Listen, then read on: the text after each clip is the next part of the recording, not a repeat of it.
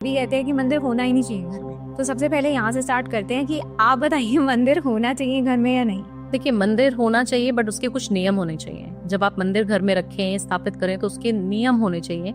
जिस नियम को आप पालन कर रहे हैं, इसीलिए बोला जाता है कि घर में मंदिर होना नहीं चाहिए, क्योंकि हम घर में ऐसी चीजें कर रहे हैं जो शायद उस धर्म के लिए, हमारे धर्म के लिए वो बहुत अनुकूल नहीं है।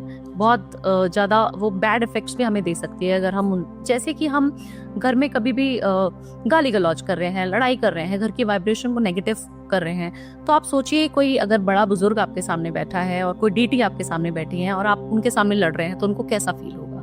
आप अपने एग्जाम्पल ले सकते हैं अपने फादर साहब का, अपनी मदर का, अपने ग्रैंडफादर्स का, ग्रैंडफादर, ग्रैंडमदर का। अगर आपके सामने वो हैं और आप हस्बैंड वाइफ लड़ाई कर रहे हैं, आपकी वाइब्रेशन अगर अच्छी नहीं फ्लो हो रही है घर में, तो उनको कितना दुख होगा। Same with deities, same with मंदिर। जब हम घर में मंदिर स्थापित करें तो उसकी एक तो पर्टिकुलर डायरेक्शन होनी चाहिए, दूसरी चीज हमें बहुत सारी चीजों का पालन करना चाहिए। अब डायरेक्शन, जैसे आपने बोला कि डायरेक्शन, तो सबसे अच्छी डायरेक्शन जो होनी चाहिए घर के अंदर, अगर मंदिर आप बना रहे हैं तो नॉर्थ ईस्ट की डायरेक्शन, जो ईशान कोण हमारे घर का होता है, वास्तुशास्त्र के अनुसार सबसे बेस्ट डायरेक्शन वो ही होती है, क्योंकि वो डायरेक्शन है शिव भगवान की। तो शिव जी एक अध्यात्म में अगर हम स्टार्ट करें, क्योंकि स्टार्टिंग से लेके आरंभ भी वही है और अंत भी वही है। तो ऐसा तो नहीं होना चाहिए अगर हम फेस कर रहे हैं तो हमारा जो फेस है that should be north east, right.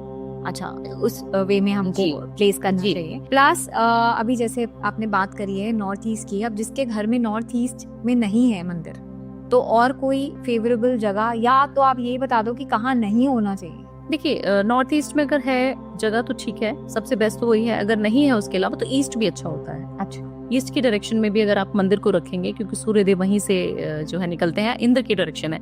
हर एक वास्तु में भी ना डायरेक्शंस होती हैं हर डेटी की, तो आपको देखना पड़ेगा कि आप किस डायरेक्शन में रख रहे हो।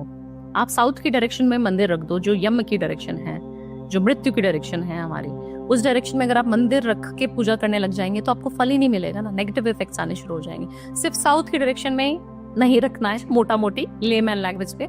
और नॉर्थ ईस्ट में रखिए, वेस्ट में रखिए, मैनिफेस्टेशन की डायरेक्शन है, ईस्ट में रखिए, अच्छी डायरेक्शन है। अच्छा, तो ये 3 डायरेक्शन है, सिर्फ साउथ छोड़ के आप कहीं पे भी रख सकते हैं। तो एक और चीज बताइए कि लकड़ी का मंदिर होना चाहिए या पत्थर का मंदिर होना चाहिए। देखिए, पत्थर का मंदिर इसलिए बोला जाता है कि होना चाहिए क्योंकि पत्थर क्या है कि बहुत ज्यादा, एक तो कलर्स मैं देखती हूँ, बहुत सारे वाइब्रेंट कलर्स लोग लगा देते हैं मंदिर में। कपड़ा बहुत अलग तरीके से बिछा देंगे, घर में जो बेडरूम है उसी के पास मंदिर रख देंगे, तो वो बहुत सारी नेगेटिव ऊर्जाओं को जो है निकालता है अपने अंदर से। अगर आप इस तरीके के कोई भी वास्तु दोष कर रहे हैं तो आप इनवाइट कर रहे हैं नेगेटिविटी को खुद अपने घर में। या तो मंदिर होना ही नहीं चाहिए, अगर आपने रखा है तो उसकी डायरेक्शन, उसकी पोजीशन और वो किस चीज का बना हुआ है वो बहुत ज्यादा मैटर करता है।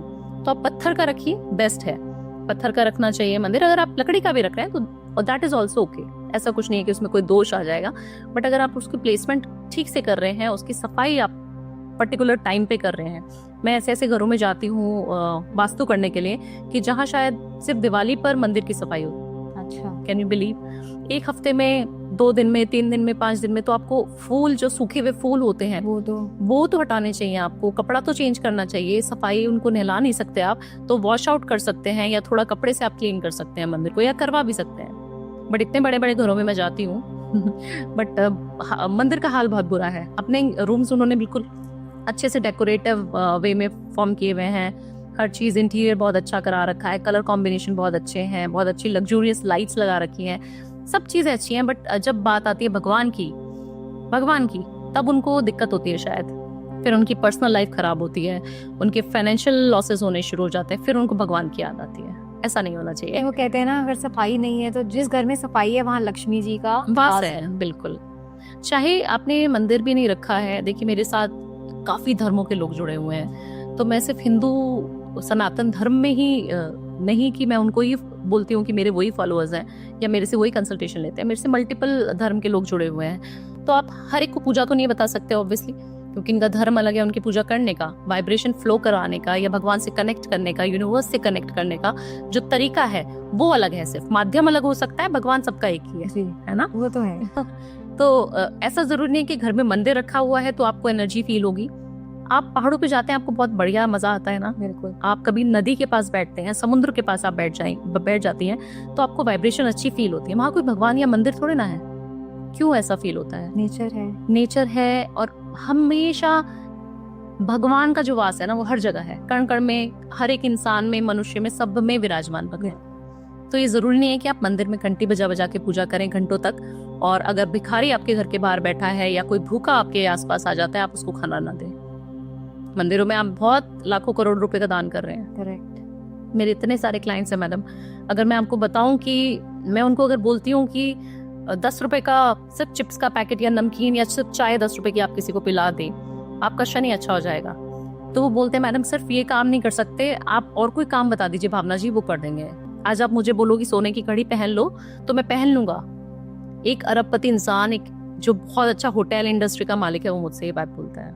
कैन यू बिलीव कि मेरे से सिर्फ गरीबों के लिए पैसा नहीं निकाला जाता, बाकी आप जो मर्जी बोलेंगी, जो पूजा बोलेंगी, जितने लाखों की बोलेंगी, मैं वो कर सकता हूँ, सिर्फ मेरे से ये नहीं होता। तो उसका जो प्रॉब्लम है वो उनकी कुंडली में शायद होगा। बिल्कुल, उनकी कुंडली का ग्रह जो है उनको दिक्कत देते हैं, उनको उनका जो माइंड सेट है पूरा ब्लॉक्ड है। उनका जो 7 चक्रा होते हैं हमारे, उसमें जो क्राउन चक्रा है वो बिल्कुल 0 लेवल पे आ चुका है, जिससे उनको सोचने समझने की क्षमता खत्म हो चुकी है।